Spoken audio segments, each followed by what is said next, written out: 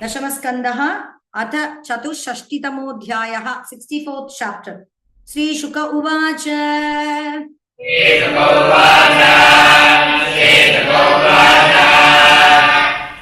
उपवनं राजन् जग्मुर्यदु कुमारकाः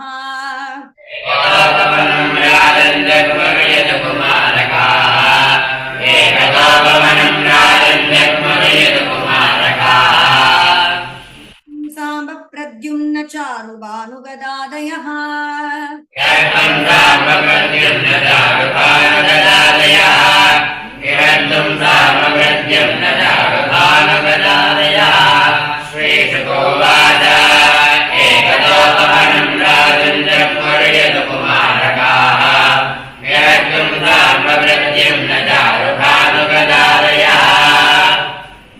सुचिरं तत्र विचिन्वन्तः पिपासिताः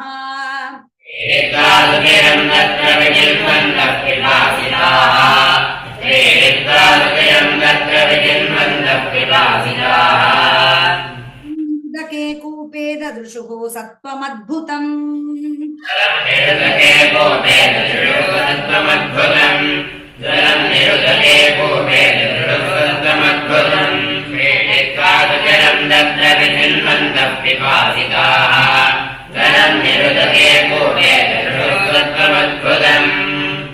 तासं गिरिनिभं वीक्ष्य विस्मितमानसाः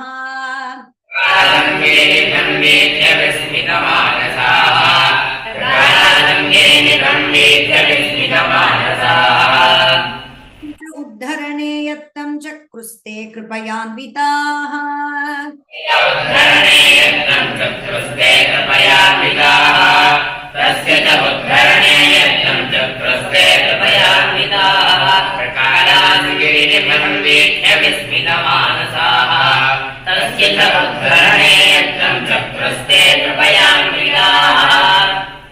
जैस्तान्तवैः पाशैः बद्ध्वा पतिं पतितम् अर्भकाः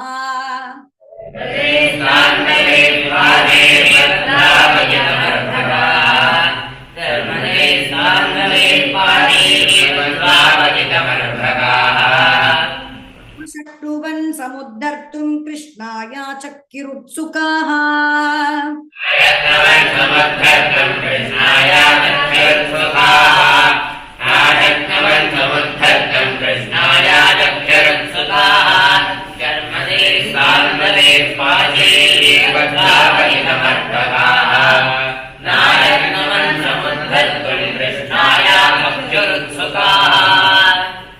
रागत्यारविन्दाक्षो भगवान् विश्वभावनः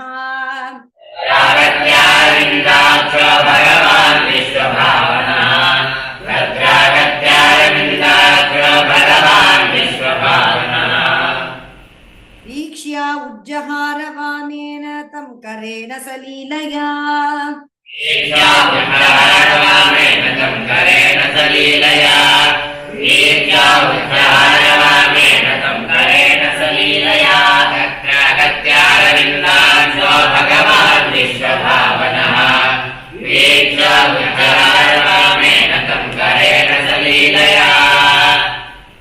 श्लोककराभिमृष्टो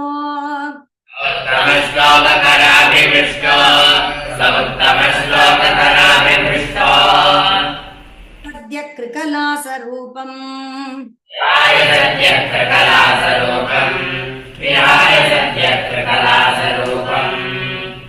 यचामीकरचारुवर्णः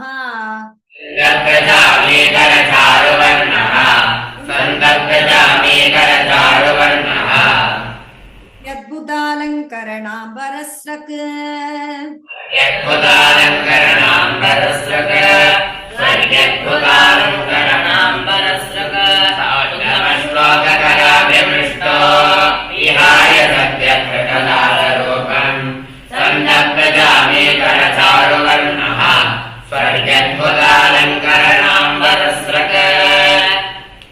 विद्वानपि तन्निदानम्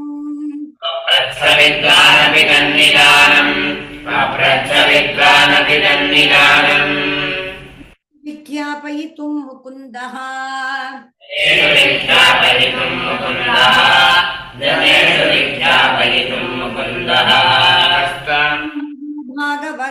महाभागवरेण्यरूपो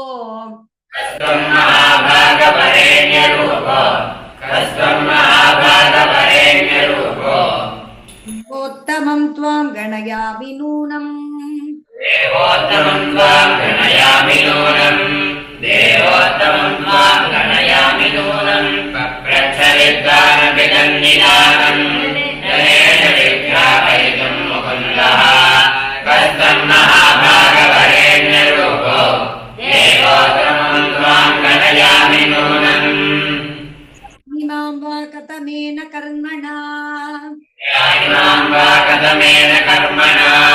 दयामिमां वा कथमेन कर्मणा तोऽसि अतदर्हः सुभद्र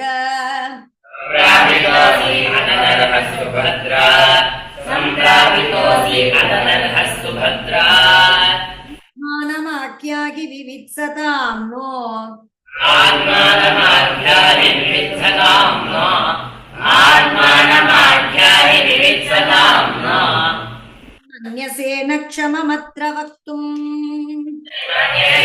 क्षममत्र वक्तुम् यन्मन्यतेन क्षममत्र वक्तुम् दयामिमां वा कथमेन कर्मणा सम्प्रापितोऽसि अतदर्हः सुभद्रा आत्मानमाख्याहि विवित्सतां नो यन्मन्यतेन क्षममत्र वक्तुम् क उवाच श्रीरुपौवाच राजा सम्पृष्टः कृष्णेन अनन्तमूर्तिना राजा सम्पृष्टः कृष्णेन अनन्तमूर्तिना इति स्म राजा सम्पृष्टः कृष्णेन अनन्तमूर्तिना प्रणिपत्याह किरीटेन अर्कवर्चसा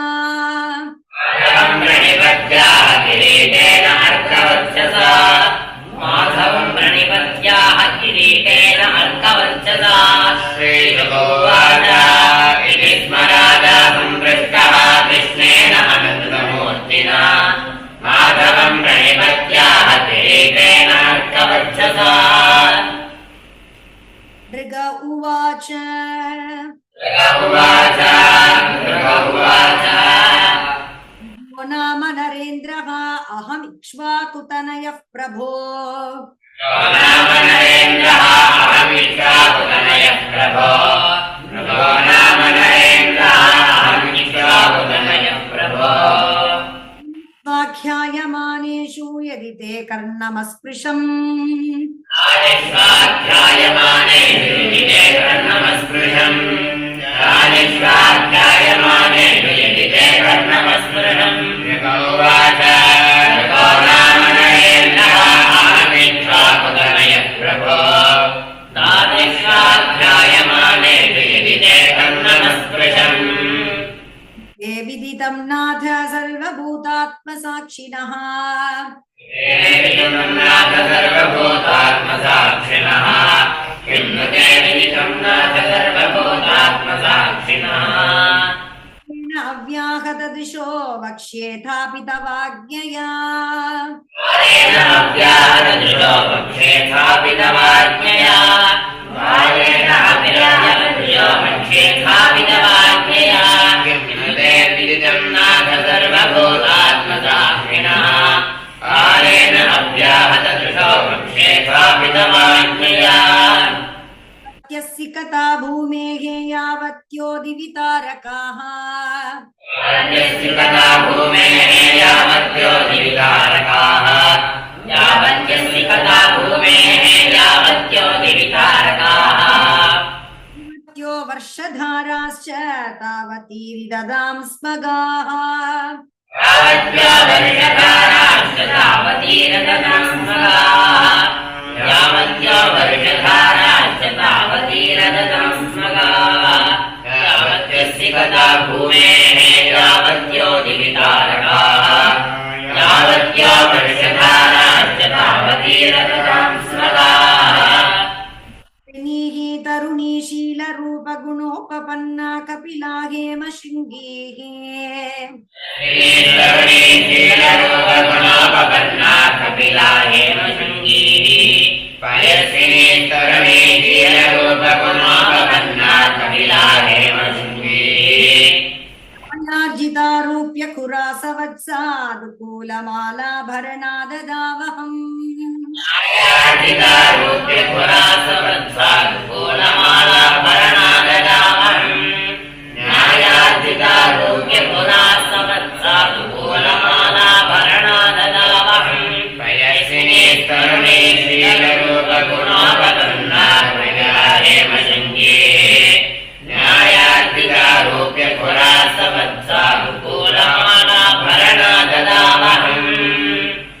तेभ्यो गुणशीलवद्भ्यः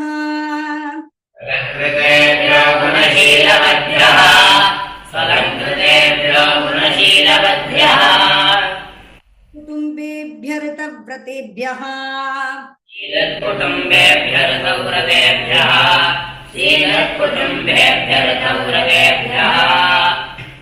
तपश्रुतब्रह्मवदान्यसद्भ्यः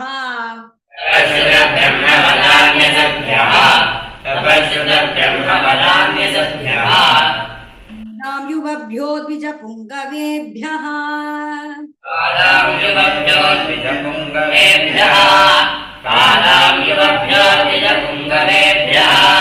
सलङ्कृतेभ्यो गुणशीलवद्भ्यः शीलकुटुम्बेभ्यः समश्रुतब्रह्मवदान्यसद्भ्यः राधाम्युभ्यो द्विजपुङ्गवेभ्यः हिरण्यायतनाश्वहस्तिनः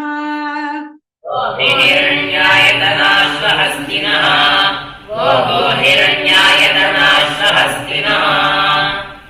सदासीस्तिलरूप्यशय्याः कन्या सदासीस्तिलरूप्यशय्याः रत्नानि परिच्छदान् रतानिष्टान् च यज्ञैश्चरिचं च पूर्तम् रत्नानि परिच्छदानकानिष्टं च यज्ञैश्चरितं च पूर्तम्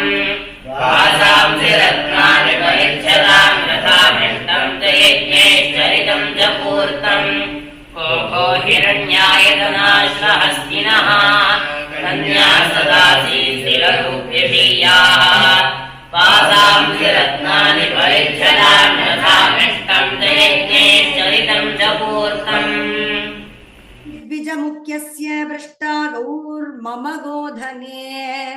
द्विजमुख्यस्य भ्रष्टा गौर्ममगोधने कस्यचित् द्विजमुख्यस्य भ्रष्टा गौर्ममगोधने विदुषा सा च मया दत्ता द्विजातये वृत्ता सा च मया दत्ता द्विजातये संवृत्ता विदुषा सा च मया दत्ता द्विजातये कस्यचित् द्विजमुख्यस्य भ्रष्टा गौर्ममगोधने संवृत्ता विदुषा सा च मया दत्ता द्विजातये यमानां तत्स्वामी दृष्ट्वोवाच ममेति तम् नीयमानां तत्स्वामी दृष्ट्वोवाच ममेति तम् नीयमानां तत्स्वामी दृष्ट्वोवाच ममेति तम् प्रतिग्राह्याः नृगो मे दत्तवानिति ममेति प्रतिग्राह्याः नृगो मे दत्तवानिति ममेति प्रतिग्राह्याः नृगो मे दत्तवानिति तां नीयमानां तत्स्वामी दृष्ट्वोवाच ममेति तम् ममेति प्रतिग्राह्याः नृगो मे दत्तवानिति विवदमानो माम् ऊचतु स्वार्थसाधकौ विवदमानो मामूचतु स्वार्थसाधकौ विप्रो विवदमानो मामूचतु स्वार्थसाधकौ दातापहर्तेति तच्छ्रुत्वा मे भवद्भ्रमः दातापहर्तेति तच्छ्रुत्वा मे भवद्भ्रमः भवान् दातापहर्तेति तच्छ्रुत्वा मे भवद्भ्रमः विप्रो विवदमानौ चामूचतु स्वार्थसाधके भवान् दातापहर्तेति तच्छ्रुत्वा मे भवद्भ्रमः तावुभौ विप्रो धर्मकृच्छ्रगतेन वै तावुभौ विप्रो धर्मकृच्छ्रगतेन वै अनुनीतावुभौ विप्रो धर्मकृच्छ्रगतेन वै प्रकृष्टानां दास दास्याम्येषा प्रदीयता भवाम्लक्ष्यं प्रकृष्टानां दास्याम्येषा प्रदीयता भवाम्लक्ष्यं प्रकृष्टानां दास्याम्येषा प्रदीयता अनुनीता बुभौ विप्रो धर्मवृक्षगते नवे भवाम्लक्ष्यं प्रकृष्टानां दास्याम्येषा प्रदीयता अनुगृह्णीतां किङ्करस्या विजानतः भवन्तामनुगृह्णीतां किङ्करस्या विजानतः भवन्तामनुगृह्णीतां किङ्करस्या विजानतः मां कृच्छ्रात् पतन्तं निरयेषु च धरतमां गच्छात् पतन्तं निरयेषु च समुद्धरतमां गच्छात् पतन्तं निरयेषु च भवन्तामनुगृह्णीतां किङ्करस्य विजानतः समुद्धरतमां गच्छात् पतन्तं निरयेषु च